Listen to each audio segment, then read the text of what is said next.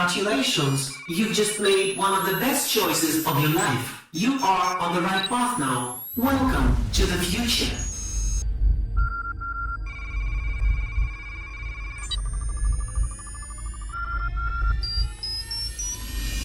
Welcome to the The future. world is in financial disarray. Currencies failing, economies in wild flux, jobs being lost.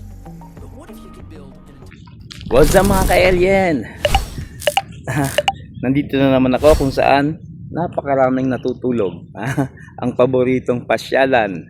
At syempre, para makapag-exercise tayo dito sa maraming natutulog. Okay mga ka-alien. Again, it's me, Chersab, the Forex and Crypto Trader. Ngayong hapong ito, sabi nating araw na to, pag-uusapan ngayong hapon na to, pag-uusapan natin ang bagay-bagay ng mga bagay-bagay niya. So, una, syempre, update muna tayo sa mga nangyari sa market. Bitcoin, yun, grabe no. Akala ko ang Bitcoin magpapahinga, parang hindi pa nagpapahinga ang Bitcoin. Parang gusto na niyang puntahan yung 80 no? Yung $80,000. Pero sa tingin ko magpa-Friday, Friday na nga, hindi na magpa-Friday, di ba? Magpapahinga yan, bababa ng konti bago bubutasin. Kasi talagang napakalakas ang lipad na ngayon dahil dyan sa Clarity Act. Malapit na maano yan, approve.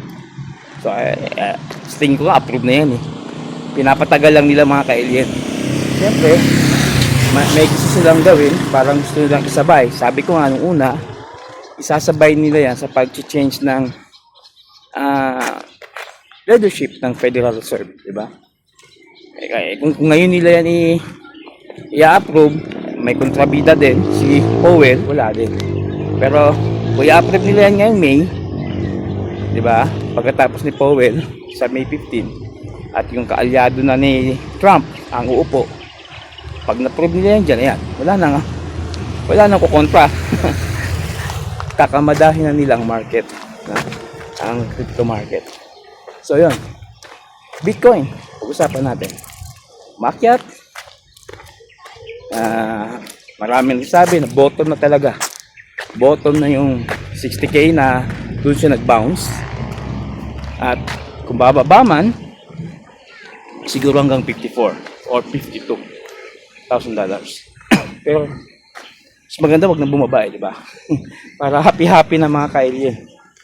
So syempre, pag anong ginagawa ni Bitcoin, majority ng mga nasa top 10 o ng mga utility tokens, ganun din yung ginagawa.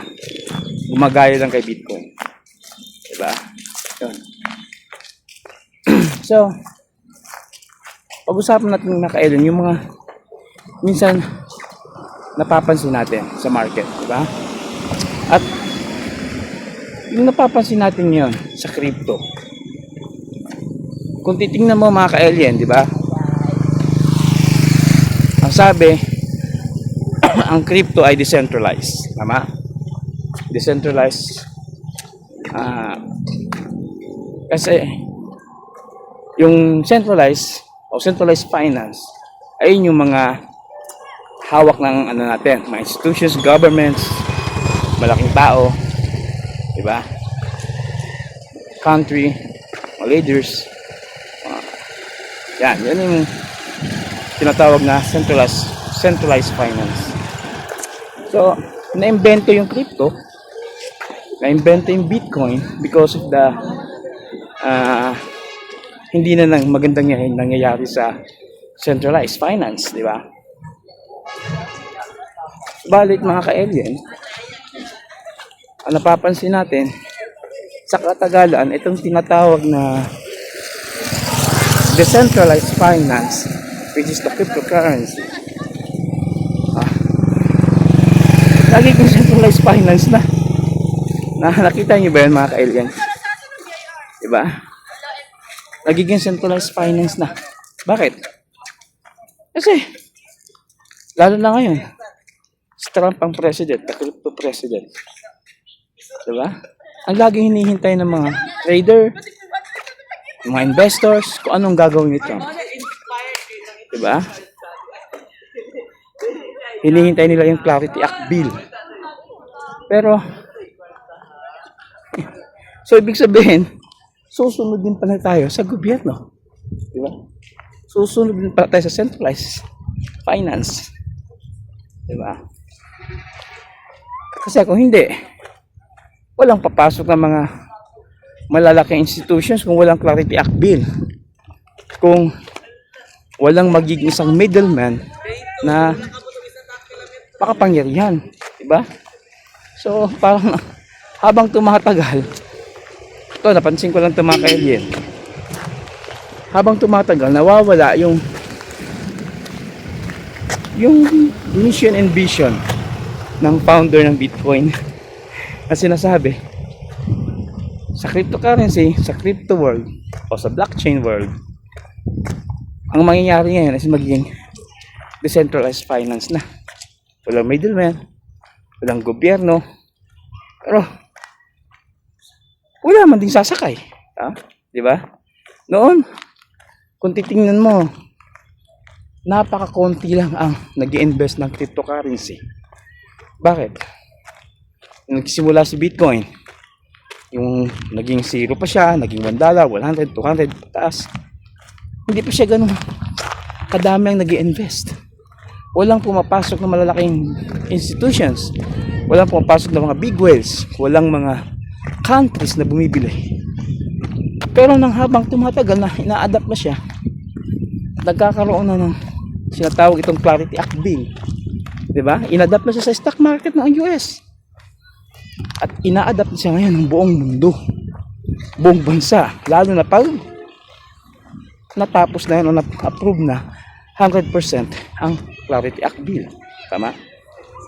So, ibig sabihin, kung sinong leader ng bansa o sinong leader ng mundo, kung sinong yung may makapangyarihan na magko-control ng economy, lalo na sa sinasabi ngayong global world reset sa financial system. Diba? O, ibig sabihin natin Amerika ang maging magdodominant dyan, hindi ang China o hindi yung Chinese people o Chinese leaders. Diba? So kung sino, siya pa rin ang masusunod. Siya ang gagawa ng batas. Diba? Nasusundin sa whole world. So ibig sabihin, unti-unti talagang nawawala din ang essence, ang mission and vision ng tinatawag na decentralized finance. So in short, sa shortcut na pag-i-explain mga ka-alien, itong blockchain technology na kung saan doon umiikot ang mundo ng cryptocurrency, magiging centralized din. Para ang inadapt na lang dyan yung technology, di ba? Pansin niyo yung mga ka-alien. So, kung may napapansin kayo mga ka-alien na parang hinawawala na yung essence, mission and vision ng decentralized finance, just comment down below. And please follow, like, and share. At syempre mga ka-alien, hindi po ito financial advice. Not financial advice po ito ha. Kanya-kanya tayong aral, paniniwala, pagtuturo, pagbibili at pagbibenta. Ito lang ay another set of educational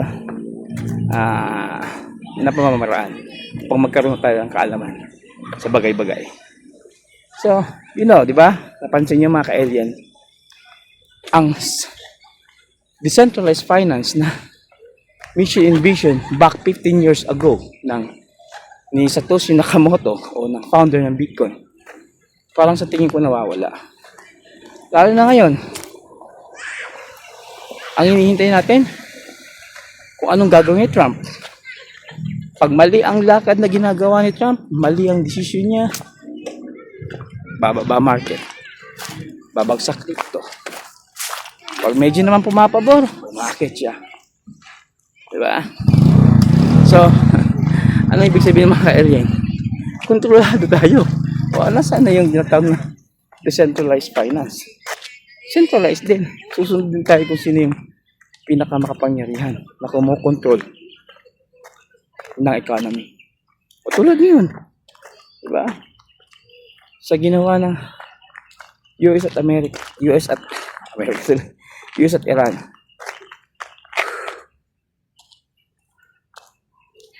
Kung ano nangyayari doon, bumabagsak ang market. Diba?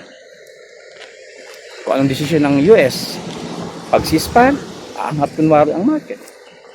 Pag a-attack na naman siya, bababa na naman kunwari ang market. Depende anong klaseng stocks ang binili mo. Diba? So, kontrolado nila pa rin. So, sa madalat sabi mga ka-alien, ang nangyayari, technology na lang ina-adapt ng mga tao ngayon. Kasi hindi na kasi pwede talaga maging decentralized. Kasi ang labas niyan mga ka-alien, para ka NPA, di ba? Kinakalaban mong gobyerno. Hindi naman papayag ang gobyerno ng ganun. Kaya nga dito sa Pilipinas, di ba?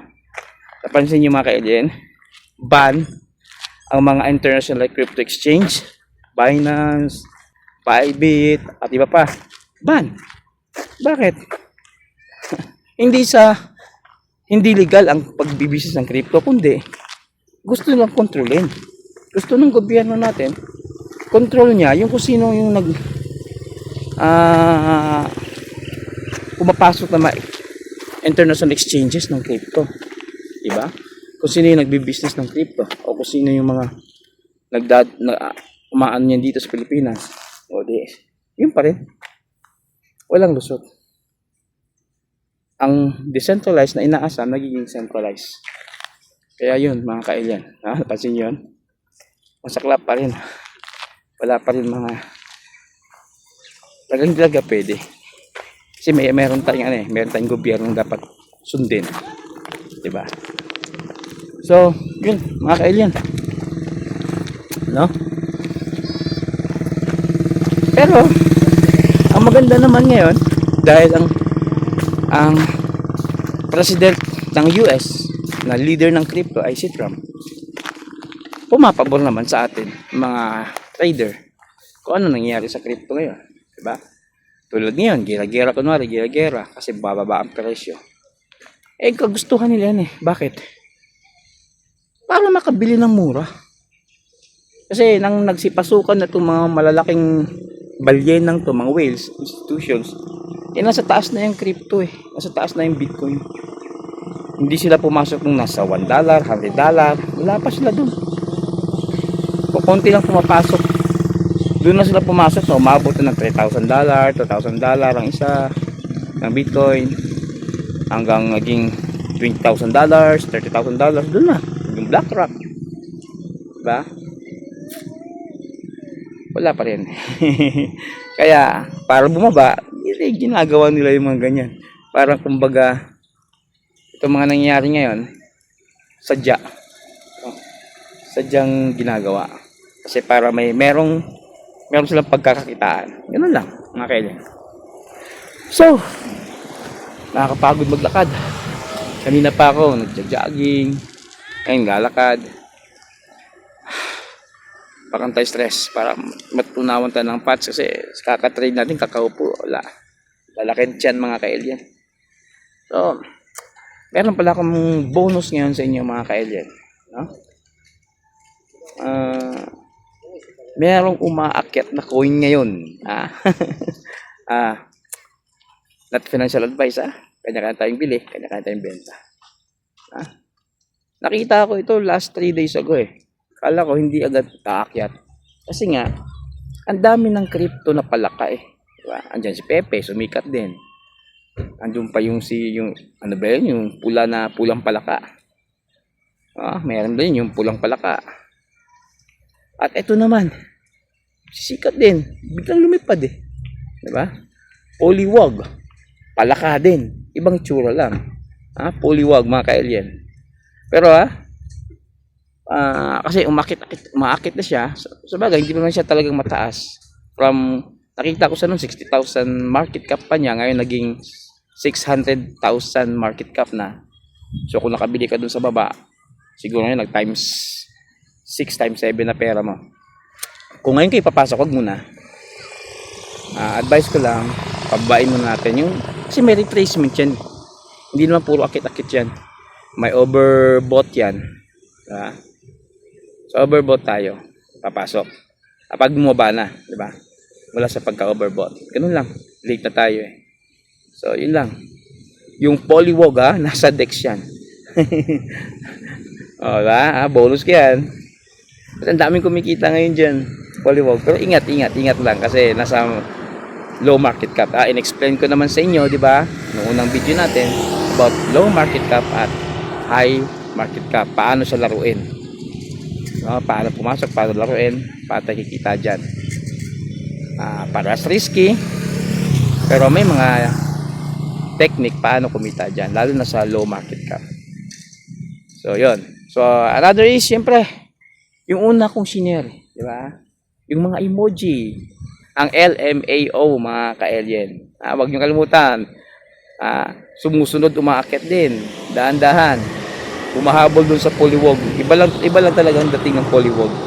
Ewan ko kung bakit yung mga trader natin, mga trader sa buong mundo, mahilig sa palaka.